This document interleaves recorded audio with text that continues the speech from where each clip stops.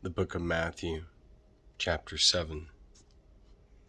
Do not judge others, so that God will not judge you. For God will judge you in the same way you judge others, and He will apply to you the same rules you apply to others. Why then do you look at the speck in your brother's eye and pay no attention to the log in your own eye? How dare you say to your brother, "Please, let me take that speck out of your eye," when you have a log in your own eye? You hypocrite, first take the log out of your own eye, and then you'll be able to see clearly to take the speck out of your brother's eye. Do not give what is holy to dogs. They will only turn and attack you. And do not throw your pearls in front of pigs. They will only trample them underfoot. Ask, and you will receive. Seek, and you will find. Knock, and the door will be opened to you. For everyone who asks will receive, and anyone who seeks will find, and the door will be opened for those who knock. Would any of you who are fathers give your son a stone when he asks for bread? Or would you give him a snake when he asks for a fish? As bad as you are, as you know how to give good things to your children, how much more then will your Father in heaven give good things to those that ask him? Do for others what you want them to do for you. And this is the meaning of the law of Moses, Moshe, and the teachings of the prophets. Go in through the narrow gate, because the gate to hell is wide, and the road that leads to it is easy, and there are many who travel it. But the gate to life is narrow, and the way that leads to it is hard, and there are few people who find it. Be your own guard against false prophets. They come to you looking like sheep on the outside, but on the inside they are really like wild wolves. You will know them by what they do. Thorn bushes do not bear grapes, and briars do not bear figs. A healthy tree bears good fruit, and a poor tree bears bad fruit. A healthy tree cannot bear bad fruit, and a poor tree cannot bear good fruit. And any tree that does not bear good fruit is cut down and thrown into the fire. So then, you will know the false prophets by what they do. Not everyone who calls me, "Lord, Lord," will enter the kingdom of heaven, but only those who do what my Father in heaven wants them to do.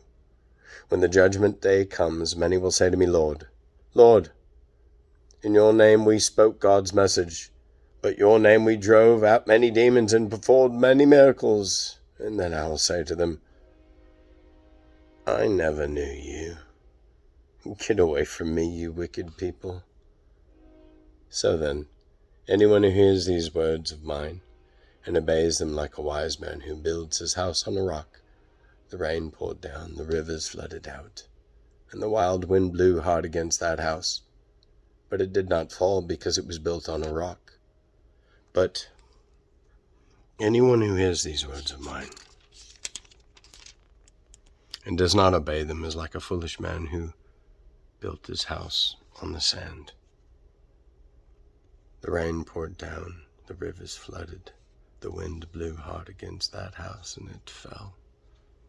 What a terrible fall it was. When Jesus finished saying these things, the crowd was amazed by what he taught. He wasn't like the teachers of the law. Instead, he taught with authority. Chapter 8.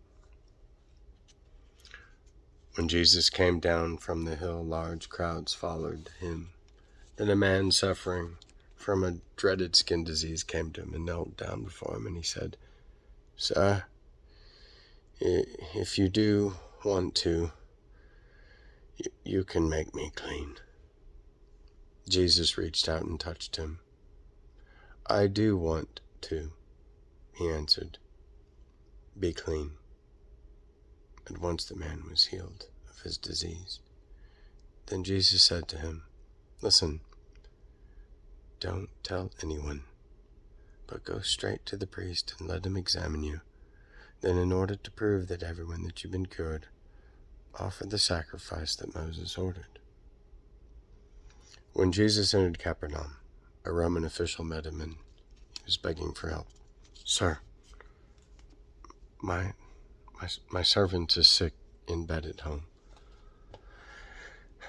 unable to move and suffering terribly.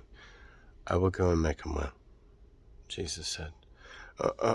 Oh no, sir," answered the officer. "I do not deserve to have you come to my house. Just give the order, and my servant will get well.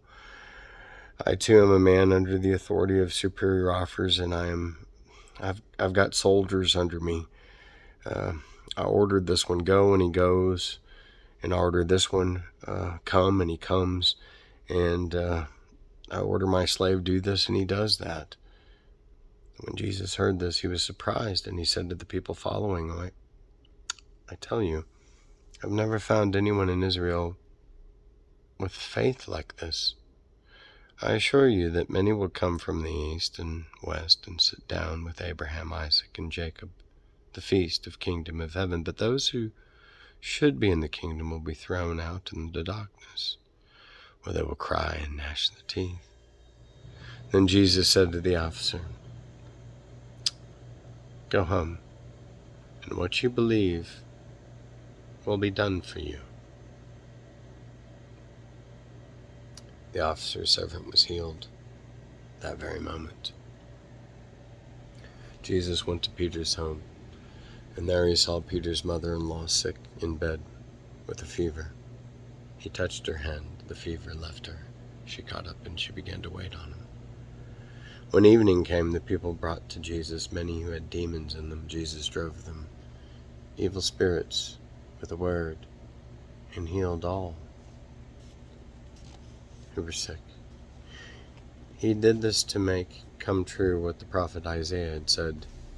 He himself took our sickness and carried away our diseases. When Jesus noticed the crowd around him, he ordered his disciples to go out to the other side of the lake. A teacher of the law came to him. "Teacher," he said, "I am ready to go with you wherever you go." And Jesus answered him, "Foxes have holes, and birds have nests, but the Son of Man has no place to lay and rest."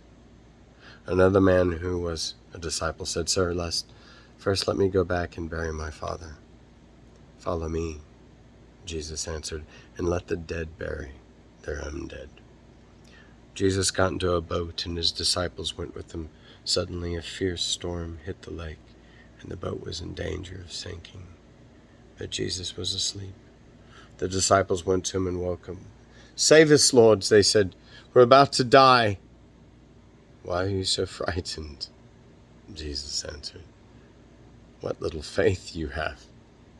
Then he got up and ordered the winds and waves to stop, and there was a great calm.